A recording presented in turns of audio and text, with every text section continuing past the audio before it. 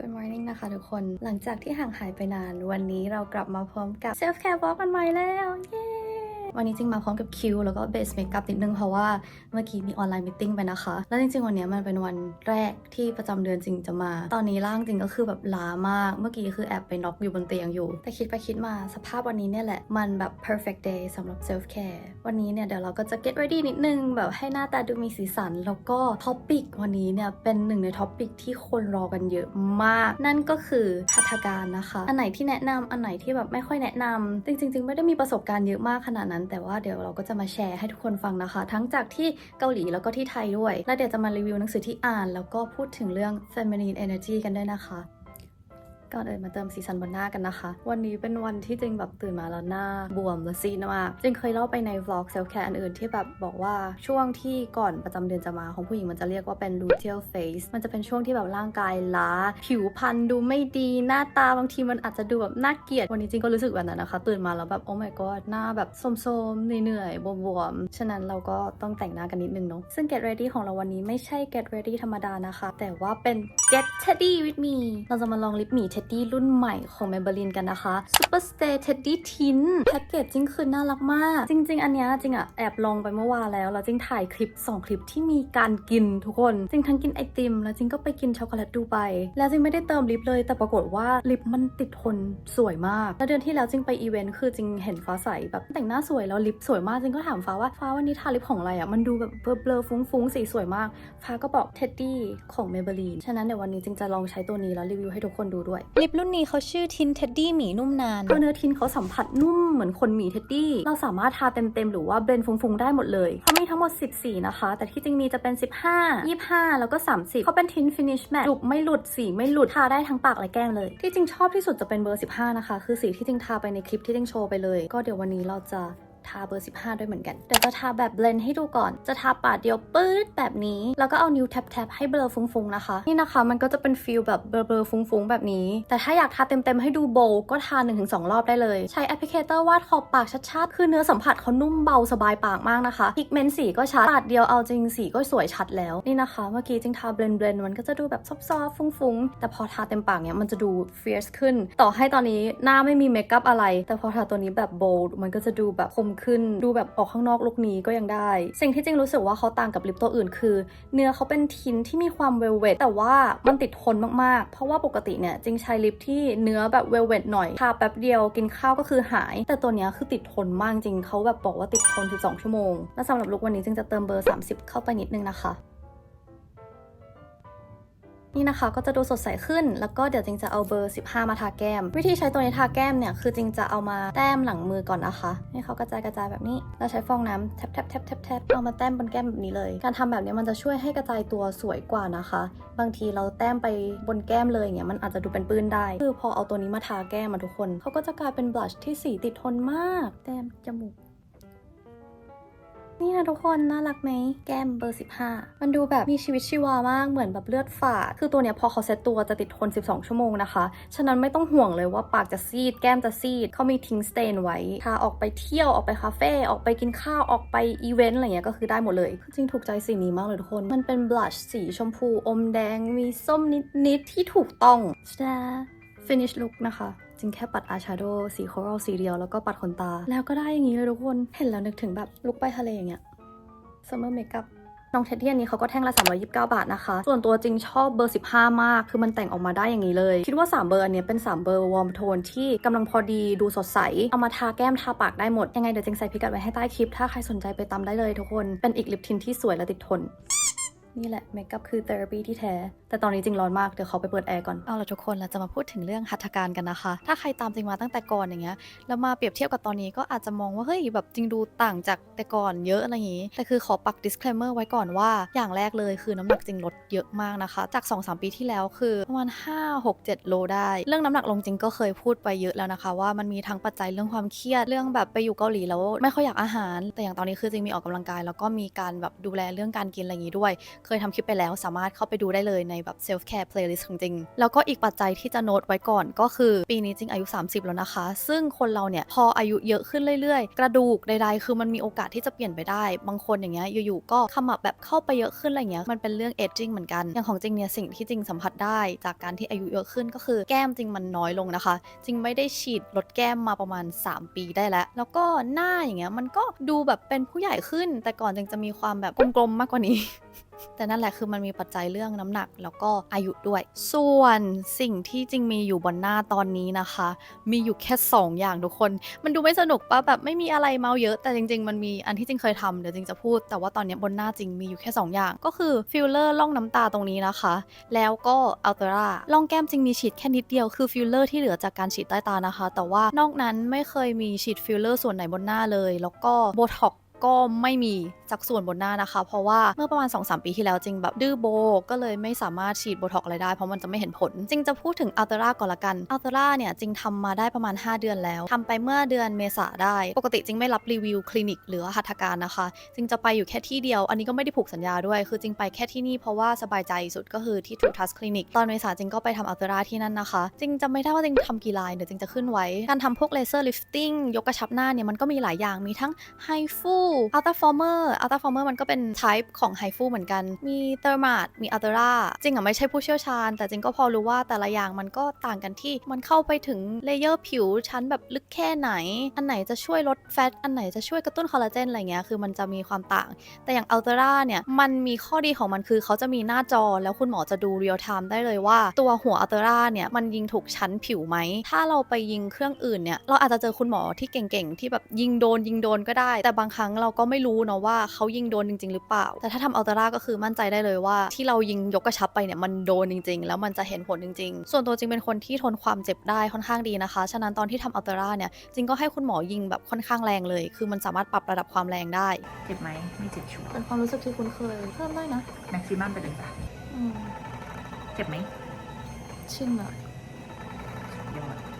ตอนทำส่วนใหญ่จริงไม่ค่อยเจ็บแต่ว่ามันจะมีส่วนบางส่วนที่แบบรู้สึกเยอะขึ้นหน่อยมันจะเป็นฟีลลิ่งแบบเหมือนมีเข็มอะไรเข้าไปในเนื้อแบบจุกแต่ไม่ใช่เข็มแบบแทงเจ็บอะไรเงี้ยเพราะว่าการลิฟติ้งอะไรอย่างงี้มันคือการไม่ใช้เข็มไม่มีเลือดออกซึ่งอย่างที่จริงทำที่ True Touch Clinic เนี่ยคือเขามีเทคนิคที่เขาใช้ของเขาด้วยแล้วก็คุณหมอจะช่วยดูให้ด้วยว่าเราควรแบบเน้นส่วนไหนอย่างของจริงเนี่ยจริงไม่ค่อยมีริ้วรอยอะไรเท่าไหร่จริงจะบอกคุณหมอว่าจริงอยากยกกระชับส่วนแก้มหน่อยเพราะว่าพออายุเยอะขึ้นเนี่ยแก้มมันก็มีโอกาสแบบห้อยลงมาได้ก็ให้คุณหมอเน้นตรงแบบแก้มนิดนึงคือกรอบหน้าจริงไม่ค่อยมีปัญหาเพราะว่าจริงเป็นคนที่กรอบหน้าชัดอยู่แล้วแต่แค่กังวลตรงแก้มหรือว่าล่องแก้มอะไรอย่างงี้จริงๆตอนที่ทำเนี่ยคุณหมอก็บอกว่าไม่แน่ใจเหมือนกันว่าหน้าจริงมันจะเห็นผลต่างอะไรเยอะไหมเพราะว่าบางคนก็อาจจะไม่ได้เหมาะกับอัลเตราคือทำมาแล้วไม่ได้เห็นผลชัดขนาดนั้นแต่ส่วนตัวจริงคิดว่าของจริงมันไม่ได้ดูแบบเป็นคนใหม่แต่มันดูสวยขึ้นทุกคนจริงจะให้ดู before after คือหน้ามันไม่ได้ดูเดฟอะไรขนาดนั้นแต่ว่ามันดูกระชับมันดูได้รูปมันดูเด็กลงอัลเตราเนี่ยมันจะเริ่มเห็นผลชัดตอนเดือน3ขึ้นไปอย่างตอนนี้คือจริง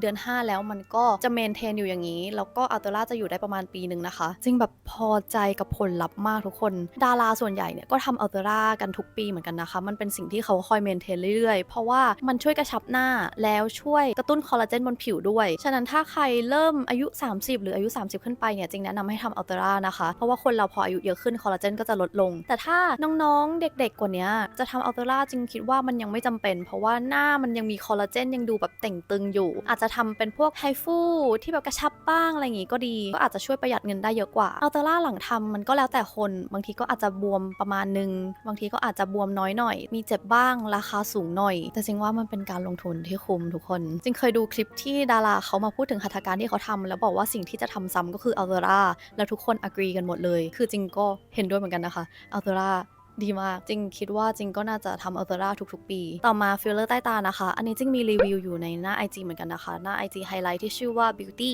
คืออันนี้จริงให้คุณหมอฉีดร่องน้ำตาตรงนี้นะคะเพราะว่าจริงเป็นคนที่เกิดมาแล้วมีร่องน้ำตาพอแบบหน้าตรงแสงเข้าเต็มๆมันจะไม่ค่อยเห็นร่องอะไรแต่ว่าพอมีเงากระทบอย่างเงี้ยมันจะเห็นเป็นร่องอันนี้แล้วบางทีมันทำให้เราแบบรำคาญถ่ายรูปมาแล้วแบบดูแบบร่องนี้มันดูเหมือนหน้าเหี่ยวก็เลยฉีดฟิลเลอร์ไป 0.8 cc นะคะแล้วก็เอาฟิลเลอร์ที่เหลือฉีดแค่ตรงร่องแก้ ก้มน่าจะแค่ฝั่งนี้ฝั่งเดียวมั้งจริงจะไม่ค่อยได้แล้วแต่ว่าฟิลเลอร์ใต้ตาเนี่ยจริงฉีดไปน้อยมากเพราะว่าถ้าสมมติว่าฉีดเยอะไปอ่ะบางทีมันจะดูเต็มเกินไปทุกคนแล้วพอเต็มมากๆเนี่ยดอลลี่อายก็หายไปด้วยนะคะมันจะดูเหมือนแพนด้าที่ไม่มีขอบใต้ตามันจะดูเต็มมันจะดูตาเล็กแต่อันเนี้ยก็แล้วแต่ความชอบของแต่ละคนเลยแล้วก็สิ่งสำคัญที่ควรรู้ก่อนฉีดฟิลเลอร์ใต้ตาเนี่ยนอกจากร่องน้ำตาตรงนี้เนี่ยหลายๆคนก็จะมีสิ่งนี้นะคะเดี๋ยวจริงจะยิ้มให้ดูอย่างเงี้ยเห็นไหมตรงเนี้ยมันจะมีเหมือนแบบร่องตรงนี้อีกนิดนึงอันนี้ไม่ใช่ความนูนของฟิลเลอร์อะไรนะคะแต่ว่ามันเป็นกล้ามเนื้อคือบางคนอ่ะจะรู้สึกว่าทำไมเรายิ้มแล้วมันแบบเห็นร่องตรงนี้อะไรเงี้ยแล้วก็ไปฉีดฟิลเลอร์แต่ปรากฏว่ามันไม่ได้ช่วยอะไรเพราะว่าฉีดมามันก็ยังเห็นอยู่ดีฉะนั้นขอให้เข้าใจว่าตรงนั้นมันคือกล้ามเนื้อตรงเนี้ยมันคือกล้ามเนื้อนะคะมันเหมือนแบบหนวดแมวอ่ะอันเนี้ยคุณหมอก็บอกจริงมาแล้วว่าของจริงเนี่ยฉีดมามันก็ยังเห็นนิดนึงนะคือจริงอ่ะไม่เป็นไรเลยมันแบบโอเคเพราะว่าของจริงไม่ได้เห็นชัดตรงเนี้ยทุกคนตรงเนี้ย เห็นไหมถ้าสมมติว่าใครรู้สึกว่าใต้ตาตัวเองโบมีร่องน้ำตาก็แนะนำให้ฉีดเติมเต็มข้างใต้นะคะแต่ต้องหาคุณหมอที่ฉีดเก่งๆนะคะของจริงคือแบบพอใจ100,000,000%เลยมันแบบสมูทสุดๆมันไม่เห็นเป็นก้อนอะไรเลยคือมัน amazing มากทุกคนมันธรรมชาติที่สุดแล้วอ่ะคือจริงเคยเห็นคนที่ฉีดฟิลเลอร์มาแล้วมันไปกองเป็นก้อนแล้วเวลายิ้มก็เห็นเป็นก้อนฟิลเลอร์เลยแล้วเขาก็จะต้องไปฉีดสลายกันฉะนั้นถ้าจะฉีดฟิลเลอร์ใต้ตาแนะนำให้หาคลินิกแล้วก็คุณหมอที่เก่งนะคะเพราะว่าอันเนี้ยของจริงคือแบบธรรมชาติมากถ้าไม่บอกก็ไม่น่าจะมีใครรู้ว่าจริงแบบเติมเต็มตรงร่องน้ำตามาฉะนั้น2สิ่งที่จริงซ้ำแน่นอนก็คือฟิลเลอร์เติมเต็มร่องน้ำตาแล้วก็อัลเตอร่านะคะแล้วก็ฟิลเลอร์เนี่ยต้องมั่นใจว่าที่คลินิกใช้ของแท้นะคะของแท้เนี่ยถ้าสมมติว่าฉีดแล้วไม่พอใจอะไรหรือว่ามีปัญหาอะไรมันสามารถฉีดสลายได้แต่ถ้าเจอของปลอมมันสลายไม่ได้อันนั้นก็อันตรายมากๆนะคะฉะนั้นเช็คให้ดีๆก่อนอีกหัตถการหนึ่งที่จริงทำแล้วจริงรู้สึกว่าชอบมากๆก็คือเลเซอร์กระนะคะจริงเลเซอร์กระไปหลายปีมากๆแล้วที่ทูทัสเนี่ยแหละคือตอนนั้นกระจริงขึ้นเยอะมากจากการที่ถ่ายงานเจอแสงแดดจัดๆแล้วก็เจอแสงริงไลท์แล้วอาจจะทากันแดดไม่ค่อยดีอะไรเงี้ยกะมันก็เลยขึ้นเยอะก็เลเซอร์กะไปแล้วคือหน้าแบบใสกิ๊งเลยปัจจุบันจริงมีกะขึ้นบ้างแต่ว่าจริงก็ทากันแดดดีๆมันก็ไม่ได้กลับไปขึ้นเยอะเท่าตอนนั้นแต่ว่าการเลเซอร์กะเป็นสิ่งที่แบบดีมากๆแล้วก็จริงไม่เจอปัญหาอะไรเลยแผลฮีลเสร็จปุ๊บหน้าใสกิ๊งถ้าใครมีกระเยอะแล้วก็รู้สึกว่าขี้เกียจทาครีมและมีเวลาพักฟื้นหน้าแนะนำให้เลเซอร์กระนะคะมันเป็นอะไรที่เห็นผลไวสุดแหละแต่ถ้าไม่มีเวลาจริงๆก็แนะนำให้ทาไบรท์เทนนิ่งต่อไปใช้เวลาหน่อยแต่มันก็ช่วยให้จางลงได้ในส่วนของหัตถการที่เคยทำเนี่ยจริงจะพูดโบท็อกซ์ก่อนละกันโบท็อกซ์จริงเคยโบท็อกซ์ลดกรามแล้วก็ลิฟต์กรอบหน้าซึ่งลิฟต์กรอบหน้าเนี่ยส่วนตัวจริงว่าจริงยังไม่ค่อยรู้สึกว่ามันเห็นผลอะไรขนาดนั้นเพราะว่าตอนนั้นเนี่ยแก้มจริงก็เยอะมากๆอยู่แล้วก็เลยไม่รู้จะรีวิวอะไรดีตอนนั้นไม่ได้แบบมี before after ด้วยแต่ว่าถ้าใครที่แบบแฟตไม่ได้เยอะขนาดนั้นแล้วฉีดโบท็อกซ์ลิฟต์หน้ามันก็จะเห็นผลชัดกว่านะคะแต่ถ้าใครที่แก้มเยอะมากๆจริงๆฉีดเมโซแฟตลดแฟตก็โอเคคืออย่างแต่ก่อนที่จริงฉีดลดแฟตเนี่ยเพราะว่าจริงเป็นคนที่มีแก้มเยอะมากทุกคนสมัยที่จริงอายุแบบ24-25แล้วหน้าก็ยังแบบ ดูมีแก้มเยอะมากๆแล้วจริงต้องใช้หน้าจริงต้องออกอีเวนต์ใดๆช่วงนั้นจริงก็เลยแบบฉีดเมโซแฟตเรื่อยๆลดแฟตเรื่อยๆแต่สิ่งหนึ่งที่อยากแนะนำคือถ้าเราฉีดเมโซแฟตเนี่ยบางทีมันอาจจะทำให้ผิวมันดูเหี่ยวได้นะคะฉะนั้นถ้าใครอยากฉีดแฟตลดแฟตจริงๆก็แนะนำให้กระชับหน้าเพิ่มขึ้นด้วยอาจจะแบบไฮฟูยิงบ้างอะไรเงี้ยแล้วก็ถ้าใครเป็นคนที่แก้มเยอะแล้วกรามเยอะแต่ฉีดแค่โบท็อกซ์อย่างเดียวไม่ค่อยแนะนำนะคะควรทำคู่กันเลยทั้งโบท็อกซ์ลดกรามฉีดแฟตลดแก้มแล้วก็กระชับหน้าเพราะว่าถ้าแก้มเยอะแต่ลดแค่กรามอย่างเดียวแก้มมันจะห้อยเพราะมันไม่มีอะไรเกาะแบบกรามหายปุ๊บแก้มก็เลยแบบแงบมาเงี้ยฉะนั้นฉีดลดแฟตไปมันก็จะช่วยได้ฉีดลดแฟตเยอะๆมันก็อาจจะทำให้ผิวเหี่ยวก็แนะนำให้เลเซอร์ลิฟติ้งด้วยฉะนั้นถ้าใครที่มีแพลนจะทำโครงหน้าจะทุบหน้าอะไรเงี้ยก็จะต้องเตรียมเงินที่จะคอยยกกระชับหน้าทุกๆปีนะคะเพราะว่าถ้ากระดูกเรามันแบบโดนเหลาให้มันเรียวแล้วเนี่ยพออายุเยอะขึ้นพอเวลาผ่านไปหน้ามันจะห้อยมากกว่าเดิมนะคะเพราะว่าไม่มีอะไรเกาะพูดถึงไฮฟูเนี่ยจริงเคยทำที่ไทยไปครั้งหนึ่งแต่ตอนนั้นจริงยิงน้อยมากฉะนั้นคือไม่เห็นผลอะไรเลย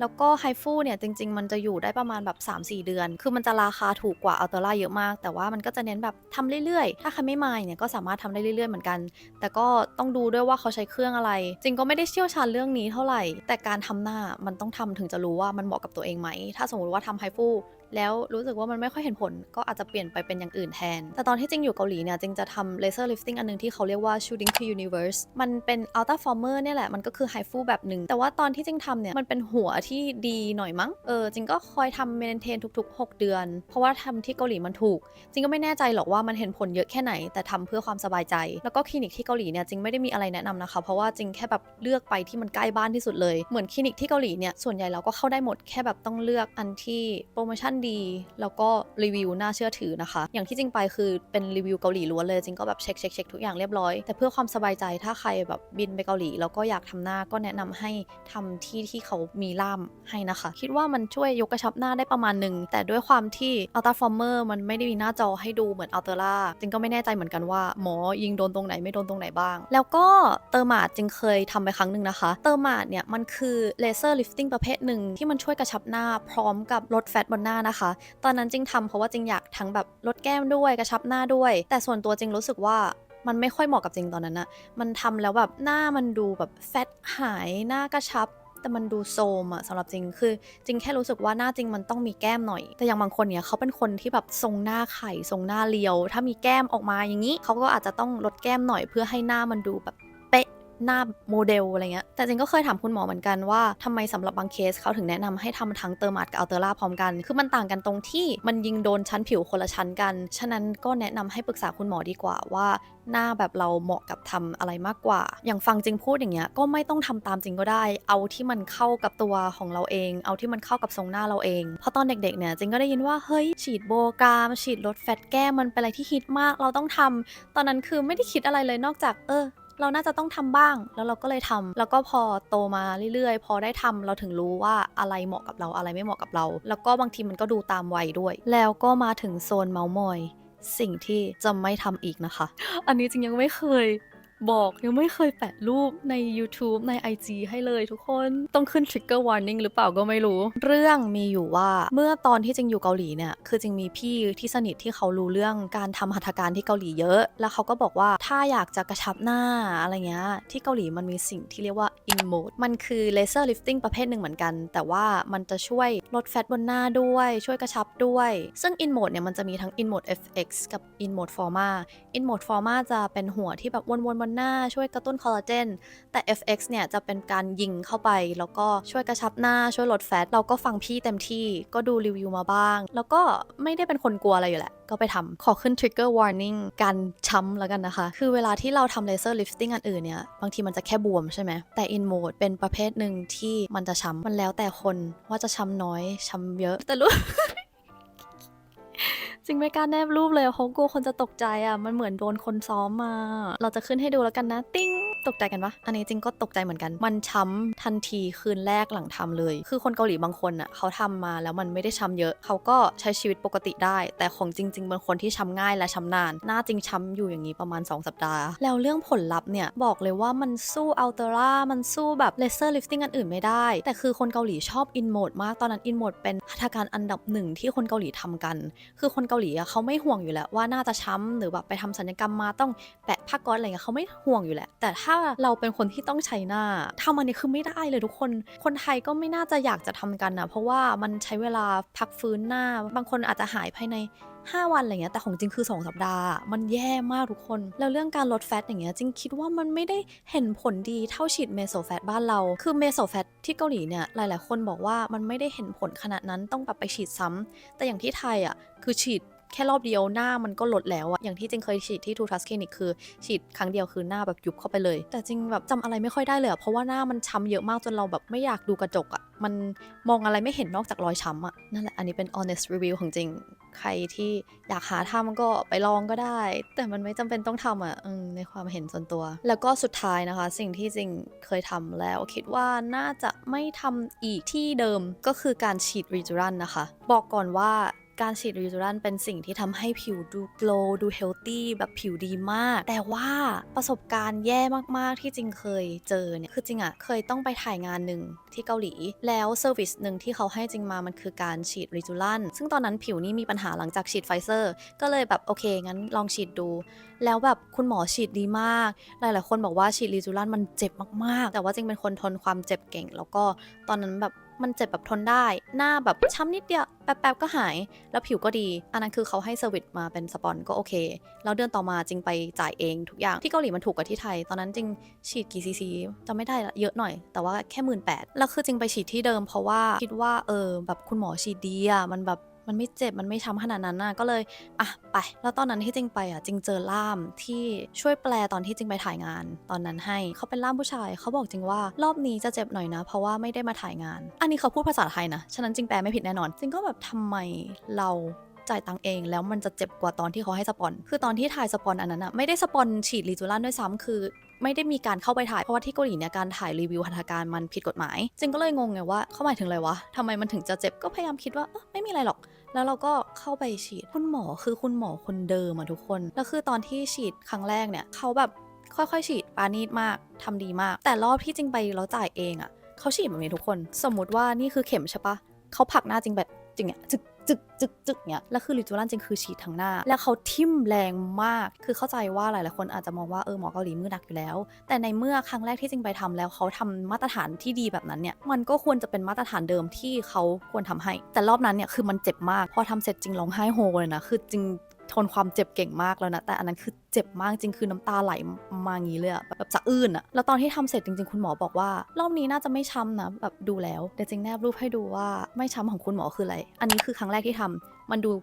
ปกติมันดู normal มากและอันนี้คือครั้งที่จริงจ่ายตังค์เอง18,000คือมันแย่มากทุกคนจริงคิดว่าจริงก็คงบอกชื่อโรงพยาบาลบอกชื่อคลินิกไม่ได้คือมันเป็นโรงพยาบาลที่ดังแล้วก็คุณหมอที่ทำให้เนี่ยเป็นดีเรคเตอร์ของฝั่งคลินิกผิวจริงก็เลยไม่รู้จะไปแจ้งใครดีเพราะว่าในเมื่อเขาเป็นดีเรคเตอร์ก็เลยเอาเป็นว่าจริงจะไม่กลับไปทำที่นี่อีกเป็นแบบ blacklist ในใจจริงเลยอ่ะอันนี้ทุกคนมีความเห็นว่าไงก็ช่วยเม้นบอกทีว่าทำไมเขาถึงทำแบบเนี้ยมันต่างกันมากเลยนะหน้ารอบที่2คือมันแบบแย่มันช้ำแบบช้ำหนักมากต่อให้หายแล้วผิวออกมาสวยผิวออกมาดีแต่เซอร์วิสที่จริงได้รับอะมันไม่ดีอะคือการฉีดลิจูลันอะมันเจ็บจริงทุกคนมันเจ็บเพราะว่ามันต้องอัดตัวยาเข้าไปด้วยเลยมันเจ็บแน่นอนแต่แค่คุณหมอที่ฉีดอะสามารถปราณีตได้จริงเคยฉีดลิจูลันที่ทูทัสเหมือนกันมันก็มีจุดที่ช้ำแต่ว่ามันคือการที่คุณหมอค่อยๆจึ๊บอย่างนี้ไปไม่ใช่การที่ผลักหน้าเราไปหาเข็มอะมันแบบปักเนี่ยคือก็งงว่าหรือว่าเขารีบแต่แบบเราก็จ่ายตังค์อะแล้วเขาก็รู้ว่าจริงมาถ่ายงานรอบที่แล้วฉะนั้นเวลาที่คนถามจริงว่าที่เกาหลีมีคลินิกอะไรแนะนำไหมจริงไม่มีอะไรแนะนำเลยทุกคนมันแบบแบงก์อะ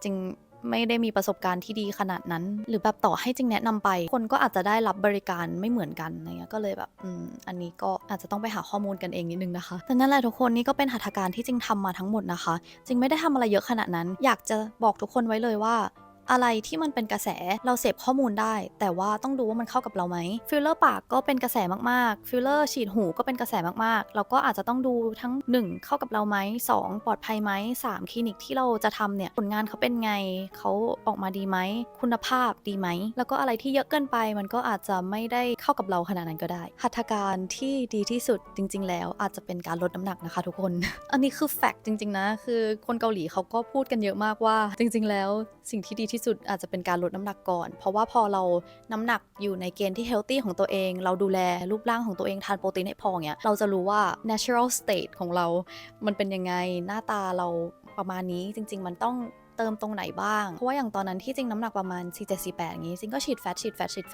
หน้ามันก็เรียวจริงๆแต่แบบตัวจริงมันก็ไม่ค่อยเห็นไหปลาร้าอะไรเงี้ยฉะนั้นก็อาจจะลองออกกำลังกายดูก่อนเพราะว่าจริงๆพอเราผอมลงแก้มมันก็อาจจะลงด้วยหน้ามันก็อาจจะดูซูบด้วยฉะนั้นถ้าใครมีแผนลดน้ำหนักก่อนเราค่อยดูว่าต้องทำอะไรแต่ถ้าใคร enjoy eating ตอนนี้แล้วอยากสวยก็ทำเลยทุกคนมันไม่มีปัญหาอะไรแล้วก็บางคนอาจจะรู้สึกว่าเฮ้ยตัวเองแบบไม่มีความมั่นใจหน้าตาไม่สวยไม่รู้จะทำหัตถการอะไรดีลองแต่งหน้าแต่งตัวดูก่อนนั่นแหละทุกคนหัตถการก็เป็นส่วนหนึ่งของ self care เหมือนกันไม่ต้องห่วงว่าใครจะพูดอะไรเอาที่เรารู้ตัวว่ามันดีกับเราแล้วก็สวยก็พอมื้อเย็นจริงวันนี้นะคะมันดูเฮลตี้มากเลยปะเพราะว่าวันก่อนอะจริงอะสั่งน้ำพริกอ่องมาแล้วมันแบบมันน้อยแล้วมันแพงแล้วก็เลยบอกมาว่าอยากกินน้ำพริกอ่องนี่ก็เลยซื้อเครื่องแกงแล้วก็มาซื้อหมูแล้วจริงก็บอกว่าให้ใส่อกไก่เข้าไปด้วยก็เลยเป็นหมูผสมอกไก่นะคะแล้วก็ทำมาเยอะมากแล้วจริงก็กินกับไข่ต้มนี่ผักปลาทูที่เหลือจริงไม่ค่อยกินข้าวเท่าไหร่ทานข้าวกันไข่ต้มจริงจะกิน2 ใบน้ำพริกไม่อั้น จ จริงชอบมันพริกอ่องมาก มันเป็นแหล่งของโปรตีน แล้วก็มีมะเขือเทศด้วย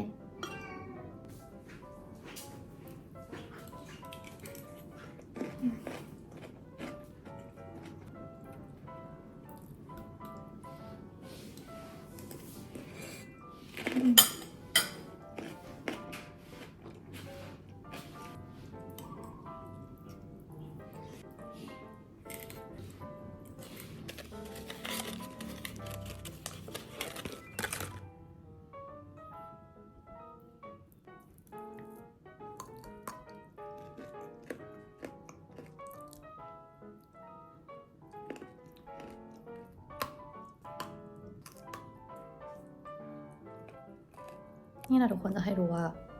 ลิปคือแบบไม่หลุดเลย คือเขาติดทนมากแบบไม่ต้องเติมอะไรระหว่างวันเลย อย่างเมื่อวานจริงทานี้มันอยู่จนถึงกลางคืนเลย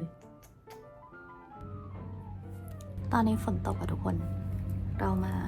นั่งทำเล็บกัน ถ้าใครติดตามจริงมานานจะรู้ว่าจริงไม่ทำเล็บนะคะ เล็บอันนี้มันคือแบบเป็นเล็บธรรมชาติ